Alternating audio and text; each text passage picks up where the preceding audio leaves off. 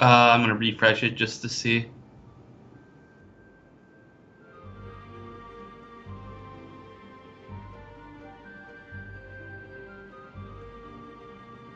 Game audio is a lot better, and I sound a lot better, but now your mic isn't there.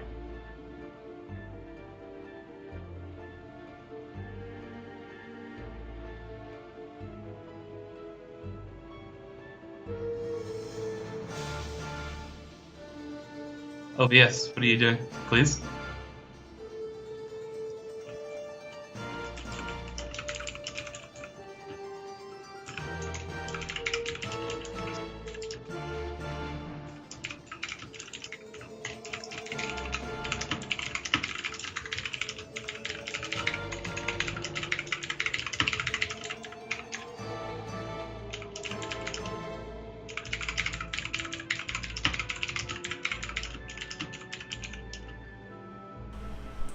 Testing.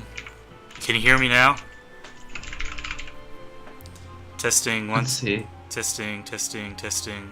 Can you hear me on the stream? Testing. Yep, I can hear you on the stream. Okay, so We're good. Okay, we're good. Sorry about that. Should not happen again. I mean, if it does happen again, we know how to deal with it, so it's all good. So back to the game. Forgot what I was doing, but that's okay. We'll figure it out.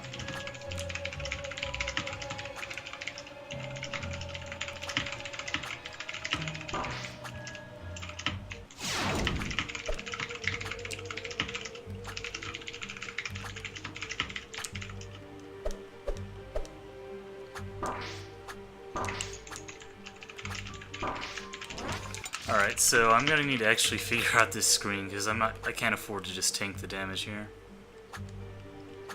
So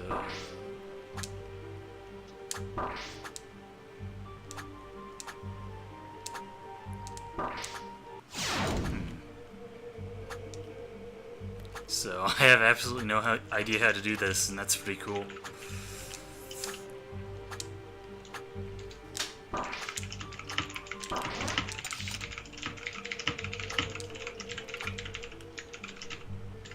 So bear with us for some, low commentary stream for the moment. It's gonna be okay. Okay. Oh shit. Walked right into those spikes.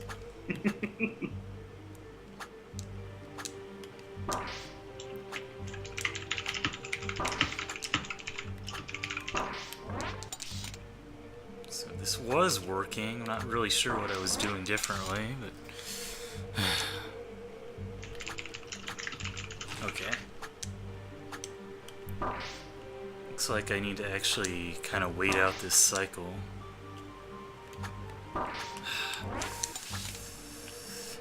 And I need to not move to the right there at the end, I think, is what's going to do it.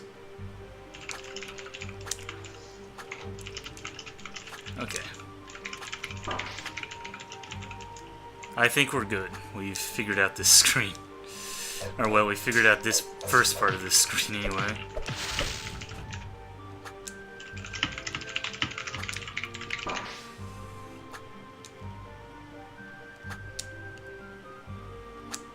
Okay, so this screen is very cycle-based, it looks like.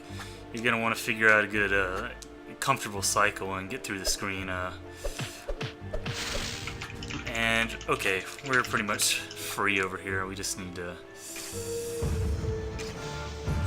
Okay.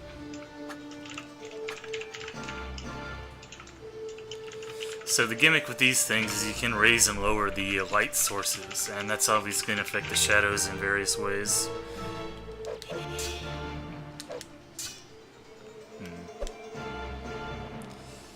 This switch is is pretty interesting.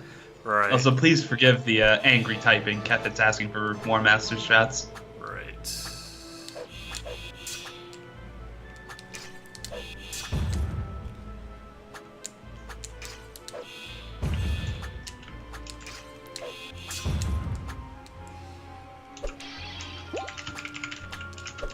So I'm not sure I did that the intended way, but it's okay, we got past it.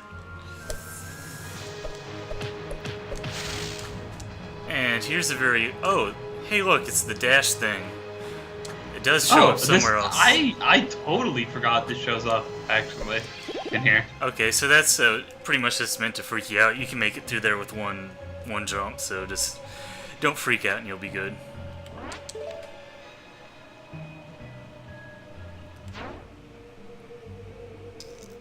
Okay, I'm not really sure what that would... Oh god, it's this thing. So this is the Wall Master from Zelda. You cannot kill him or do anything to him, really. He only shows up on this screen, though, so... Yeah, there he does 0 damage. He's not even really counted as an enemy.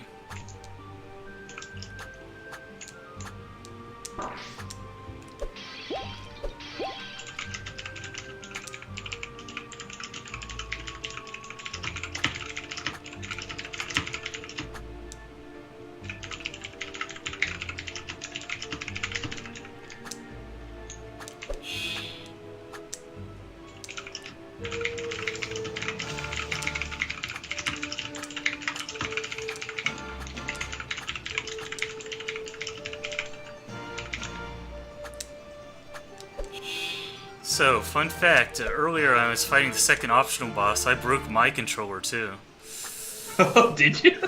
Yeah, the O button got stuck on it, so I've had to switch to my other controller I was using for my actual PS4 now. And that's cool. Oh shit. That's 2 controllers that have broken on him now. Yes.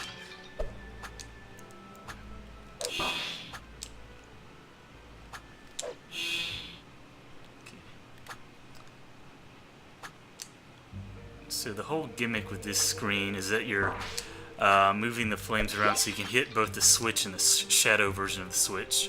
It's kind of a cool gimmick, but probably a good thing you didn't force too much use out of it, because that Wall Master is right on you. And here's this basic shadow platforming, let's call it. Oh, I did not read this sign. That would have been good to read. So yeah, this is a screen where it just arbitrarily removes your dash. It's like, okay. But it's okay, so... Yeah, it's just because reasons. Yeah. Because he thought it would be fun to have this screen, basically. Oh, shit. Oh, God. And Claire made a very bad pun, which we're not going to comment on. Oh, God.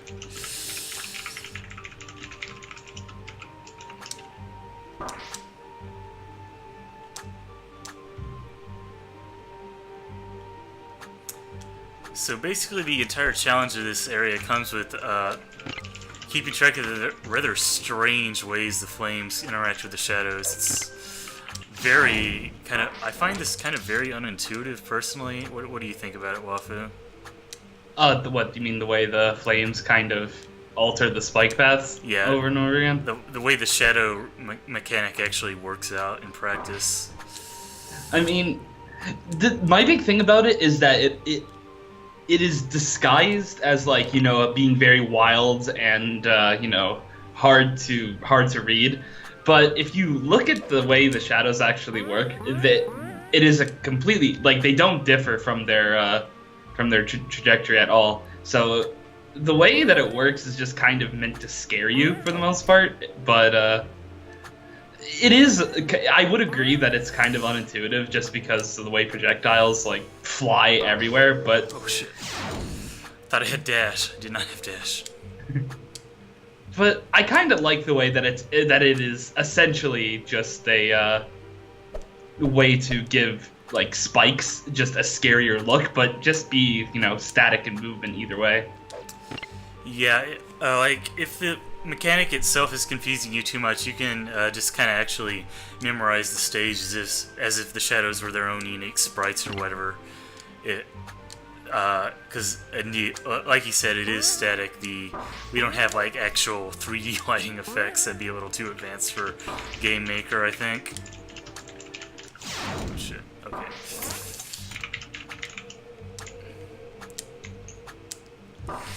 And again, it's a very good thing he got rid of the clear shadow mechanic, because that would make this screen quite the pain. And again, this is a cycle-based screen, so if you do it well enough, you can get through on the first cycle. That's one thing. Speedrunning strats. Yeah, well, it's one thing to note about the game in general is that if there's a cycle-based screen, you're going to be able to do it first cycle pretty much, because it's kind of convenience for players who have figured out what's going on already and all that. Oh shit! Great playing there.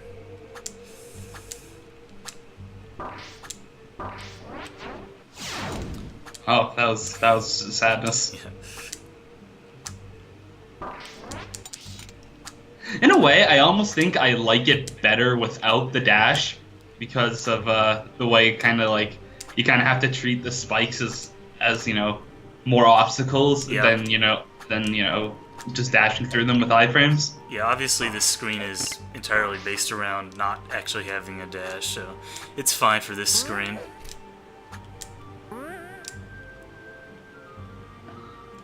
Man, the spikes do a lot of damage. Yeah, they really do. Okay. So I'm thinking I should just make it to the end so I can tank that last hit. I mean, this is Nightmare, but we do still have some health, so let's take advantage of that. Health is, a resource like any other.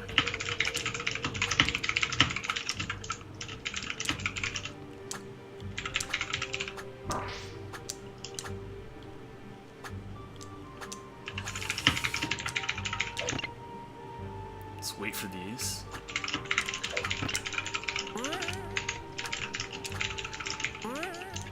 So again, the trick with this area is basically just learning the cycles. Because, again, like I said, I find the actual shadows kind of unintuitive, so I'm just treating them as their own little obstacles.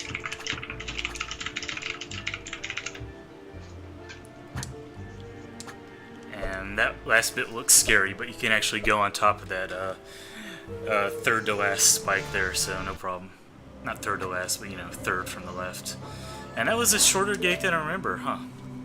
Yeah, that was pretty short. You did some pretty good play here, I must say, except for the last screen. There's a little bit of spaghetti, but that's okay. So this guy is from Order of Ecclesia. He's a rather hard boss in that game, but he's not too bad here. And I'm gonna proceed to get my ass kicked after saying that, of course. But no speed strats, I see. Well, we don't have the heart energy for speed strats. So, Blackmore is, I actually kind of like this boss, honestly. He's kind of, rewards you for being brave and hitting him in the chest with your whip. But, like, the big thing and the main difficulty behind Blackmore is just the way he moves is very erratic.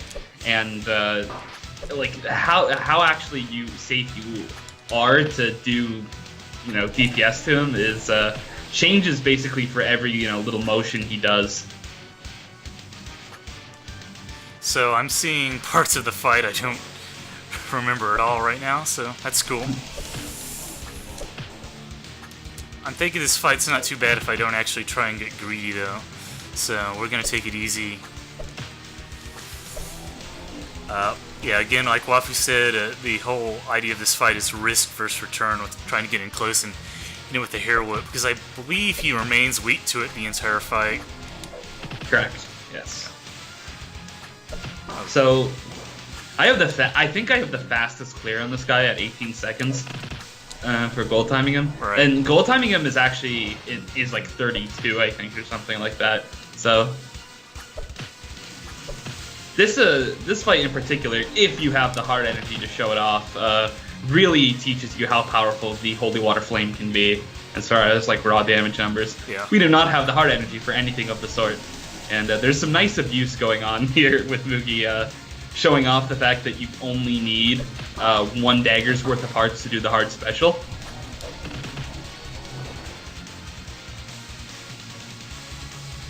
Yeah. Not sure I can make it this attempt. Shouldn't take too much longer after this. Yeah, there we go. So the fight gets quite claustrophobic at first because the walls from the left close in on you, and Blackmore gets bigger and bigger. So you get less and less wiggle room as it goes on. One thing to note is that when you hit something with the hair whip, you do get a bit of heart restoration. It's not much without the, what we would say talents, I guess, but it is something.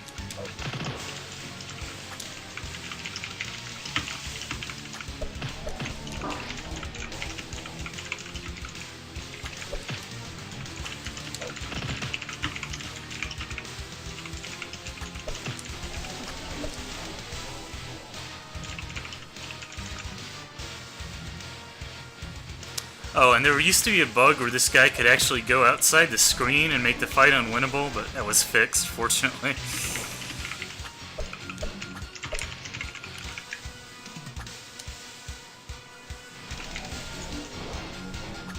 Oops.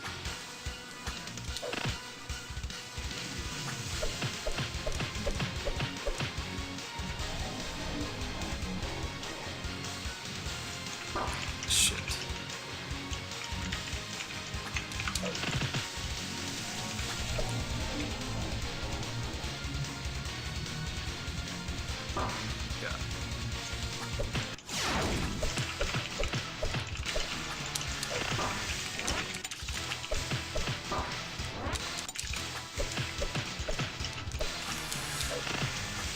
Trying to get what DPS I can at the start of the fight, so I, you know, basically don't have to wait around as long for.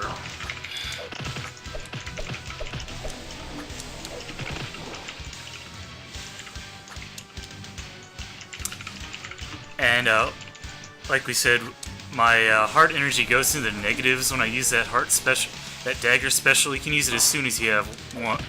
Enough for one dagger, which is interesting mechanic, I have to say.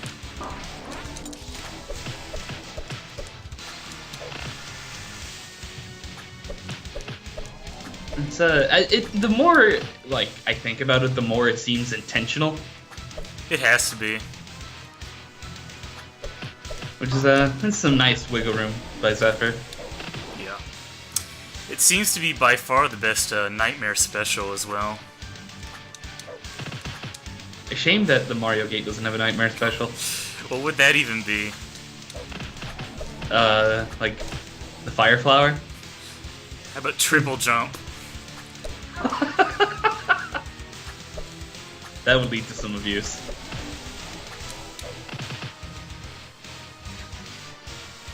Let you jump on any enemy's head, just start Goomba Stomping War Master. Yeah.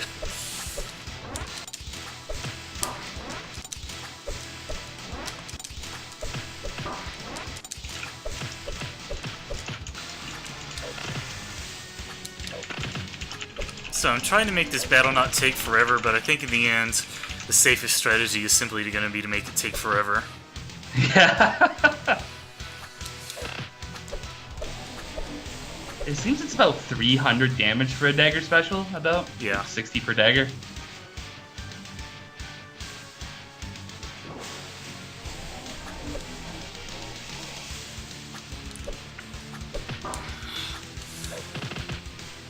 $65 per dagger. So, yeah, it's pretty good. And the thing is, this guy slowly rises up the screen as you deal damage to him, which makes it harder to hit the hitbox with the whip.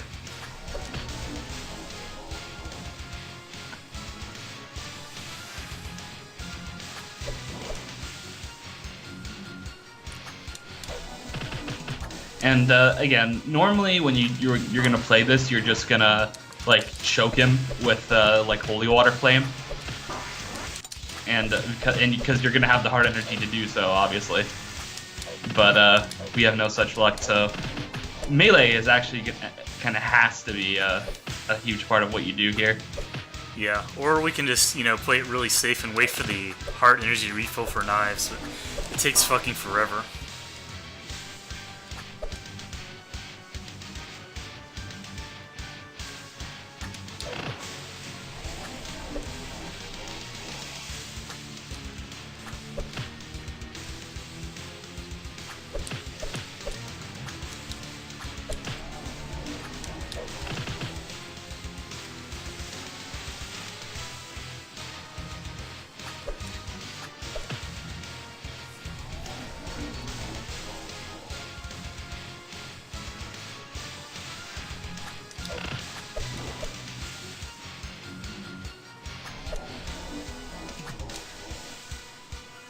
As for his attacks, they're basically all either aimed at you or finding an alternating pattern, so the only thing you really want to watch out for is his actual, shadow hitbox itself. So now he's too high up to reliably hit with a whip, so we're going to play it safe until he comes back down a bit. Oh god. That's a bit unpredictable, in fact. Oh, that was unfortunate. Yeah, it's okay.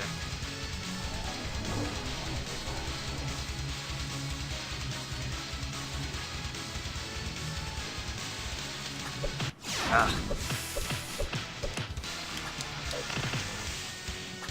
See, this is what I mean by this fight gets very claustrophobic. Yeah. In terms of, you have such small space to work with in the end. Also, Quaff made a good point, which is that daggers cost 7 hearts and the ability to throw 5 is for 24. So it's almost always worth to use a dagger special. Yeah. It's just more efficiency. More DPS in the end. Shit.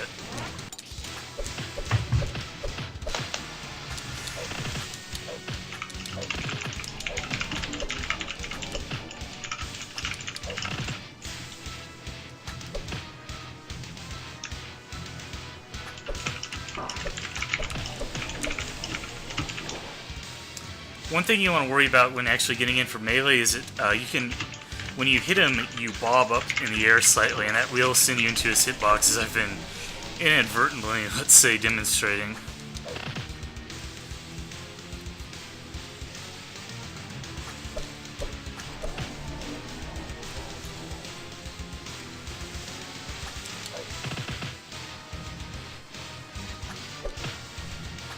So he's too high up now, so we're going to back off and wait for him to come back down while getting in some daggers as we can. Yeah, the bob that you normally do for like the juggle is actually a pretty big problem in this fight because yeah.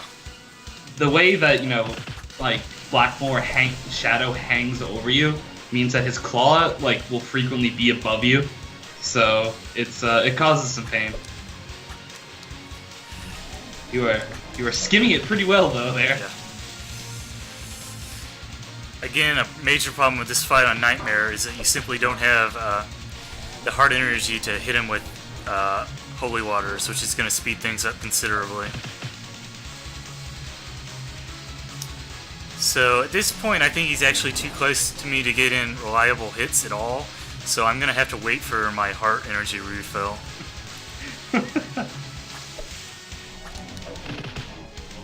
Like, the only time you can really get in, safe hits is when he leans back to do the charge hit. Yeah.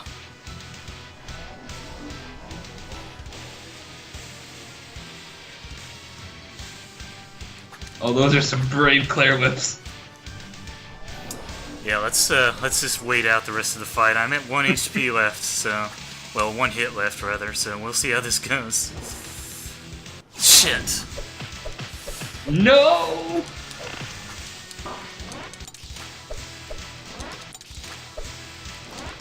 That was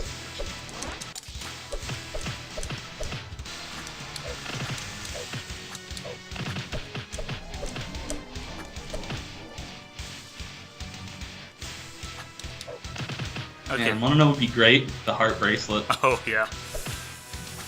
So I think I basically got the rhythm, let's see, of this fight down on Nightmare. Main thing to remember is that basically in a normal game, this guy's gonna end before he becomes too much of a threat, too claustrophobic. And even if he does get in real close, you have the Holy Waters to deal damage. But on Nightmare, I'm finding that the Holy Waters are not a viable option at any point. So we're just gonna have to take it real slow and only whip when it's absolutely free. But on the plus side, it looks like if you take this fight extremely slowly and methodically, he can't really do much to you. Just leave some health available for the swords and... oh god.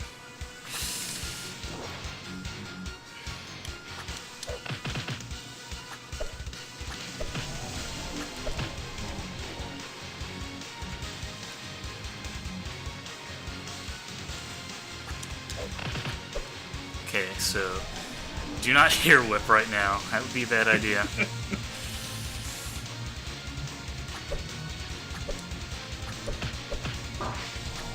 Shit. Got greedy. Paid the price.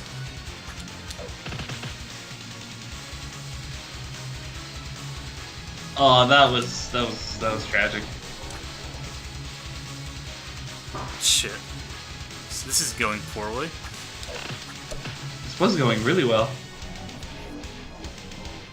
Again, like I said, I got greedy and I paid the price.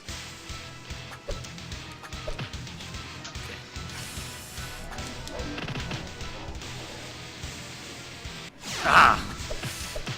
Misjudged the location on the meteor there. That was interesting.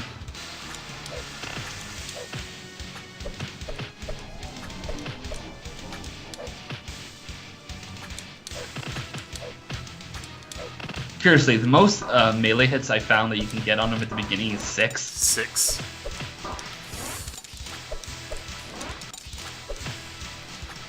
Well, yeah, holy waters just seem to they just cost too much. Yeah. Like in comparison to in comparison to the dagger special. I think without the upgraded whip animation, you can only get in 5 hits at the start.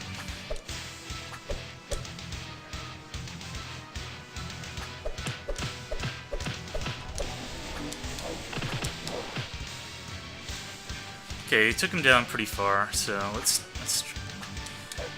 that was some good juggling. what I'm trying to do here is basically take him down as much as I can at the start, so the fight doesn't drag on forever.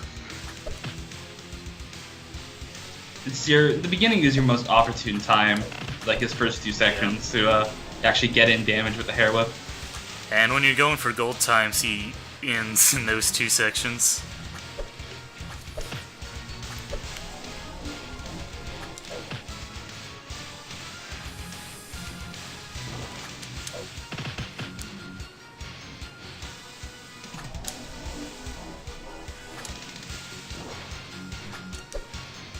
Wow, that was close.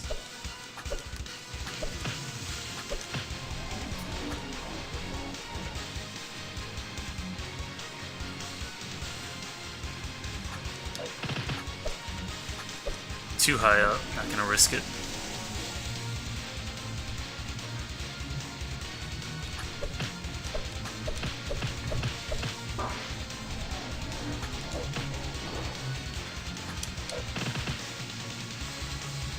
So this run's looking pretty good. Famous last words, but you know. Man, the hair whip greed. I like how every time you keep saying I'm just gonna wait it out with daggers and you never do. I keep getting greedy. I can't help it. Oh god, so close. Let's try and get one hit in. There we go. And Blackmore falls. I like that fight a lot, actually. That was fun when you're not just, spamming him to death with holy waters. It makes it feel actually more like a Castlevania fight, I have to say, when you don't have access to the holy waters for consistent damage. And we get tons of cheese. Yeah. So much cheese. And more lore. This is my lore. Don't disrespect it. Alright, so that went not as well as I expected it to, but it's okay. I don't think there's any major spaghetti there. Just everything was within the realm of, I guess, expected fluctuations in player skill. I don't know. And I think right now we have to go back to Central City. We're going to be going to Central City quite a bit. When are you going to do the Mega Man Gate? Mega Man Nightmare Gate, I'm going to save that for after the vault, I think. Remember, you're not getting any health in the vault. I know. I just kind of want to put a break between me and El Pizo right now. I want to actually practice him a bit. So, El Pizo is a completely random boss. Most of the bosses in this game follow some sort of pattern and just kind of go in a loop eventually. They do have phase transitions, and some stuff is based on how much damage you do to them, but they're largely pattern-based. El Pizo is not pattern-based. He is one of the bosses that just kind of does whatever he wants whenever he wants. So I want to practice him before we do that gate. Oh, and we... Wait. why can't I? Oh, right, I have a. I was using the other swap type. I'm just gonna keep it on standard. I've been fighting the super boss with this mode, and I think I want to keep it consistent. And let's get some cheese, shall we? I love cheese. Yeah. Don't you love cheese? I love cheese.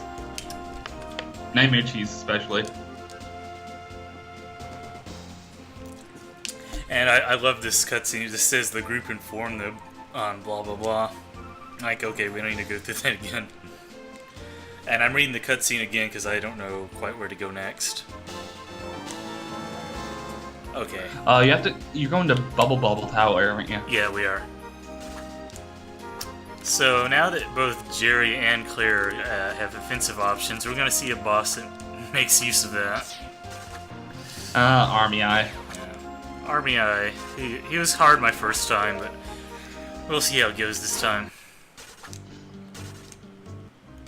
So, again, we're at the point of Jerry favoritism in the game, because Claire does not have her second skill set, and Jerry does. Yeah, so I think I'm going to be using Mega Man mostly for the time being. Gravity, well, makes quick work of these bees, which is nice. Though you actually seem to need 3 ticks of it, unlike on, any other mode. Let's see. Okay. What's down here? Okay, somewhere we can't go yet. You didn't see anything. Oh, and you can, in fact, kill Mario enemies via other means. If that's what you're into. Killing spree. What is even the point? I like how they actually even bother having a health bar, even though you step on them and they die instantly. Yeah. Okay, so we're going to an area. This would have been barred off as just like, a plot gate if you tried to go here earlier. But since we've gotten the plot MacGuffins, we can now go here.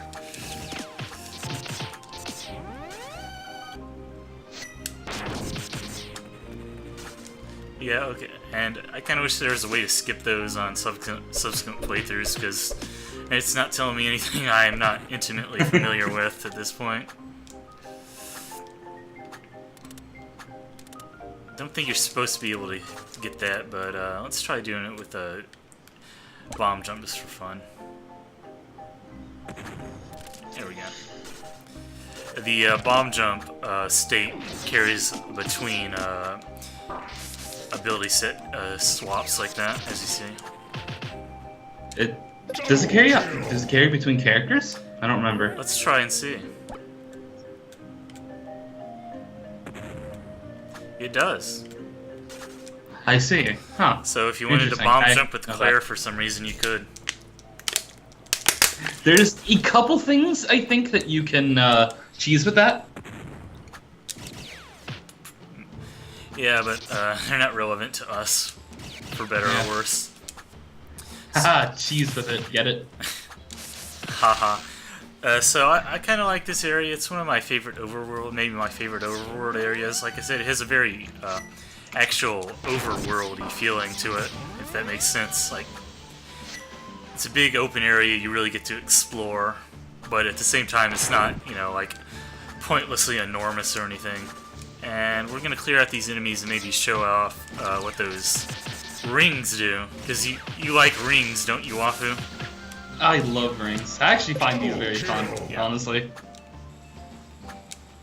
Oh shit.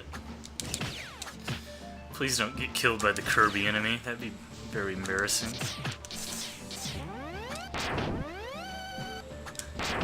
Okay, so basically... Well, let's get over to the left. The gimmick with these rings is that you walk through them and it remains activated for a short period of time, and... Wow. Just wow. I know exactly what's about to happen. So, we're gonna want to use Claire for her dash. That's how it's meant to be done. Oh god, okay. That's not how it's meant to be done.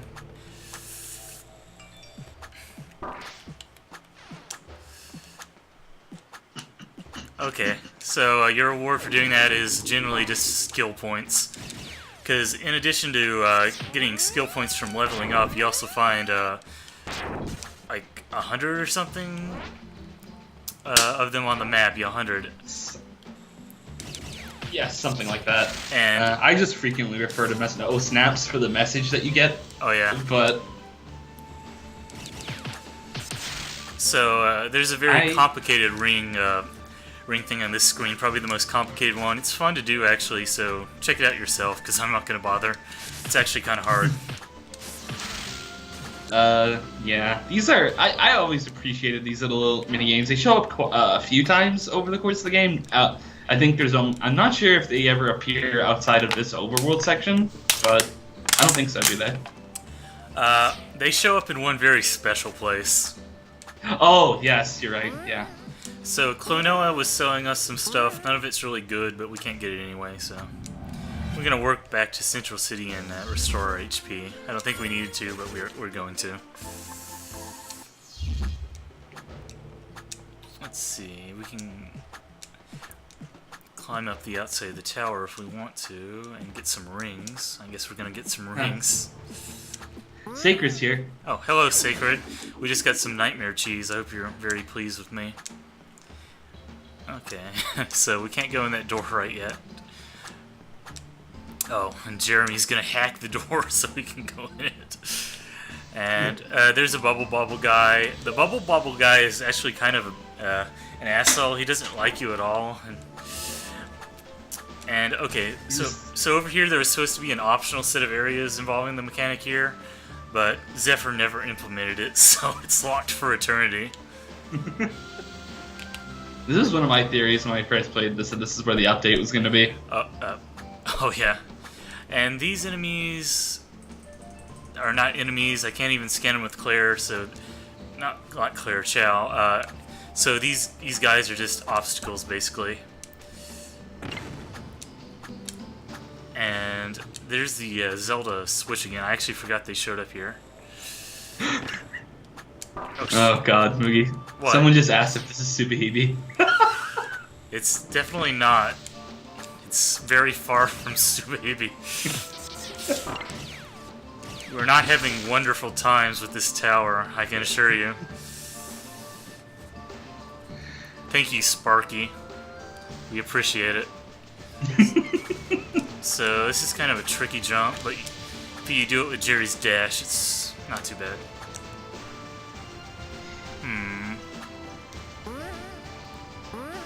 Right. These guys are weak to Elemental. Again, Elemental, very useful attack. Oh god, that bat came out of nowhere, but it's okay. We've got his weakness now. We can make short work of him. So let's see what we get in here. That bat really did just come out of nowhere. He did. I'm not a fan of that bat. Let's see what we're supposed to do here. Oh, something like that, I think. No, probably not something like that.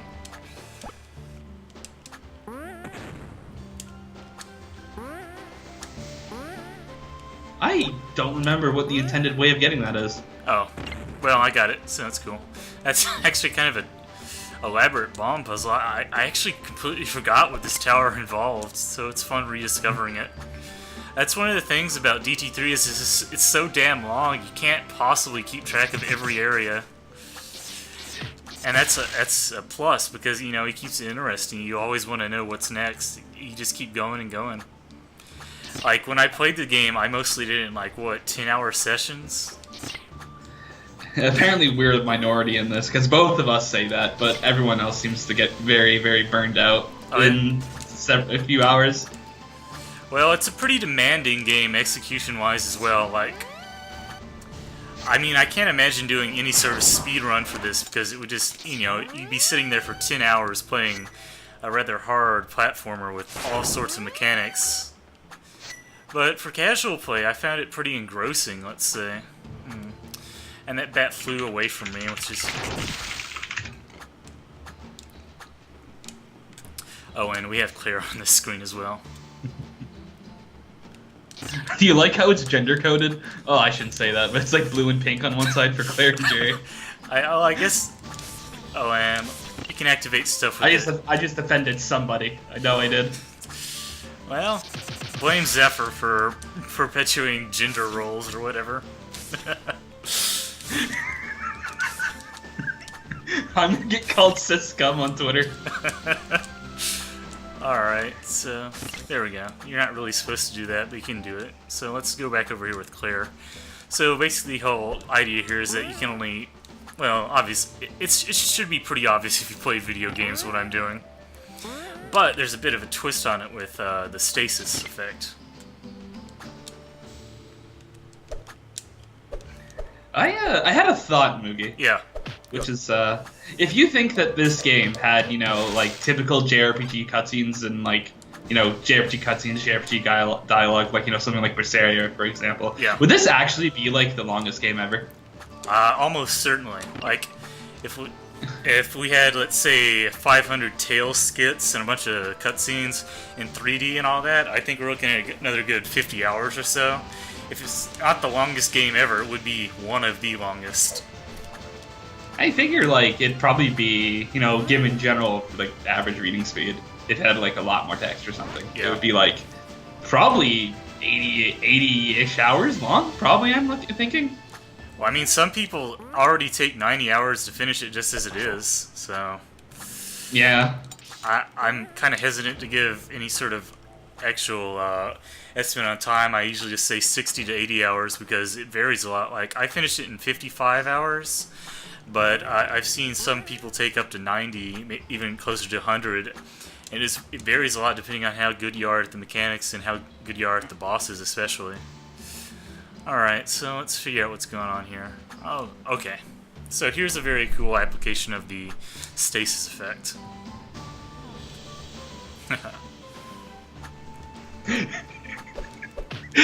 Sacred just reminded us that he's on 20 and he's at Helmet Cook.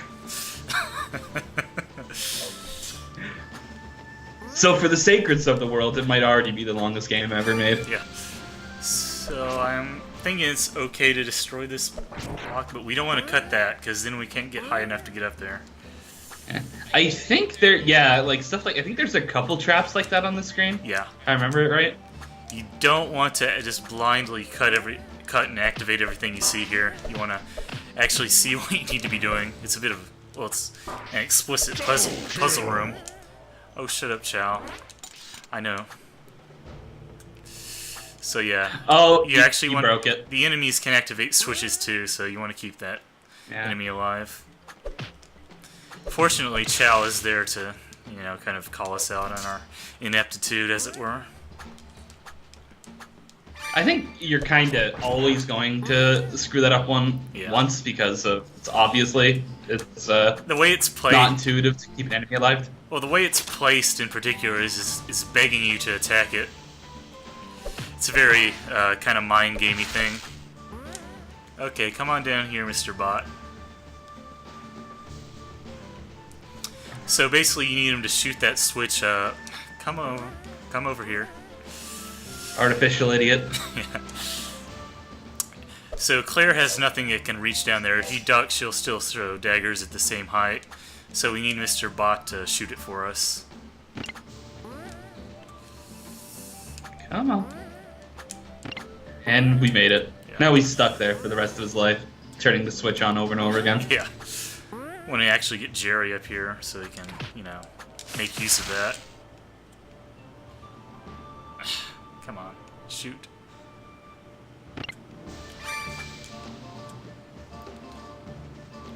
Yeah, sometimes he doesn't do it, and he just, bounces off the wall and shoots the other direction instead.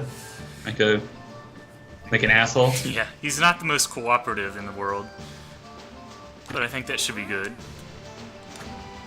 Yeah. Oh, and there's just kind of a crab here at the end, in case you were low on health or something. Watch out for that crab.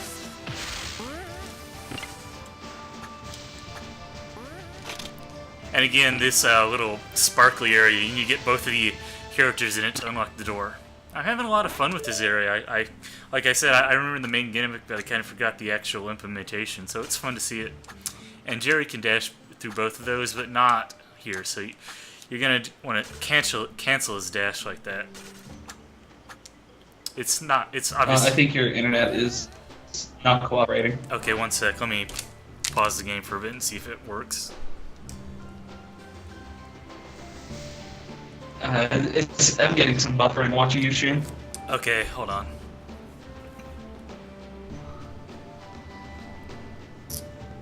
MoogieNet, please. Okay. Looks like it might be stable again. Okay. Okay. Well, let's keep going and see how it works out. So here's a fun thing. We're going to need to open this lock on the other side to get that door for Claire. Oh, I got hit, so let's just restart that screen. We weren't very far anyway. You want to hit stop and then stream it again on OBS because I'm like 20 seconds behind now. Actually, internet.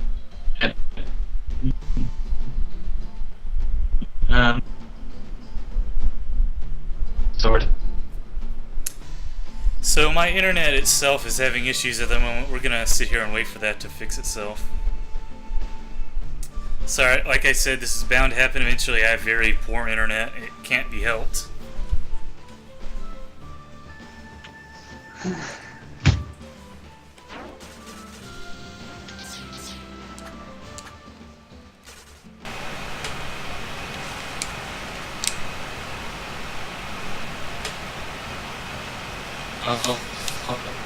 You're back. No, I'm not back. We're still waiting for my internet to fix itself. Just bear with me.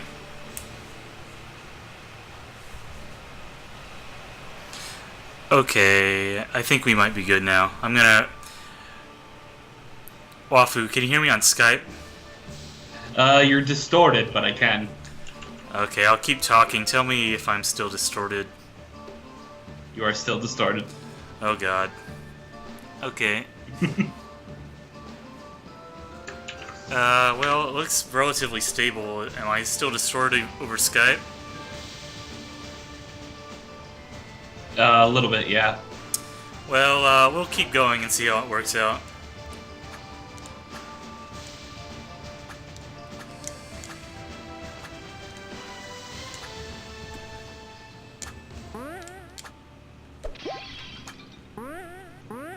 That's another rope you don't want to cut.